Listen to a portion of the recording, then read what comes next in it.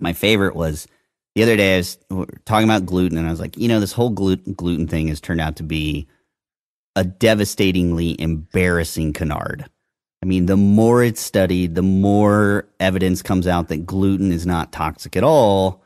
Most people have no reaction whatsoever. You can trick them into thinking they have a reaction. You can change their diet, which unfortunately one of the pivotal books, actually put out a diet plan to test if you were allergic to things that actually made people have an allergic reaction. I mean, this is just blunder after blunder after blunder with this whole gluten thing. And people run with it, and they tied it to wheat. Wheat is the devil. And you've got Dr. Perlmutter writing, basically on, he's more carbs, but who's the wheat belly guy? William Davis. Yeah, William Davis. You've got him. Yeah, he penned an entire book about, how wheat is evil.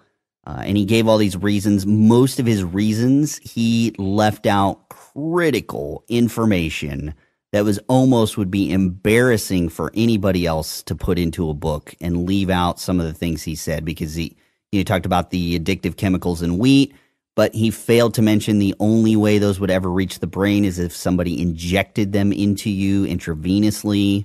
All kinds of things like that. And, he's, tying it, everything's so tied to wheat now. It's become paleo, and their defense of this food toxicity thing, especially wheat, has become completely political. It is no longer science-driven. It is no longer, I don't even think, health-driven. It is completely reputation-driven. The gluten things turned out to be a canard. I've had so many people, even just around here, I try to go to dinner with them. They tell me they're allergic to gluten. They talk to me through dinner. By the next dinner, they told me, oh, well, I had pizza the other night, and I had no reaction at all. It was that simple. So now they're eating wheat again, and they love life once more. And they'll do donut runs with me.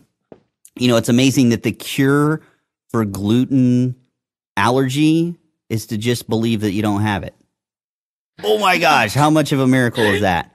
So now that the gluten thing is, pretty, scientifically been disproven, you can prove it amongst your friends if you can just, talk convincingly enough about the science. You can convince them. So the next thing now that everybody's rushing to is these FODMAPs. Oh, well, obviously it wasn't gluten in wheat. It was FODMAPs. That's why wheat makes everybody sick. So now, everybody's rushing down this road. Again, there's no research on this that's compelling. So that's why they can hide under it. It's their watershed that they can hide under for a little while. More research is going to come out. I guarantee FODMAPs are going to be another canard. And they're going to go, well, of course it wasn't gluten, and of course it wasn't FODMAPs. It's the serpents that are in wheat.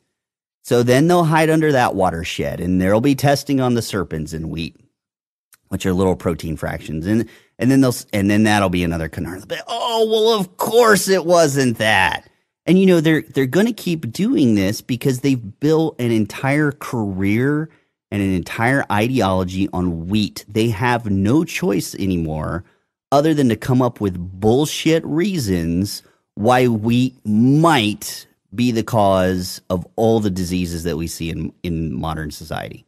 And they do that so that they can push themselves farther and farther away from the original component of paleo that actually made it successful, and that what it was, that it was low carb.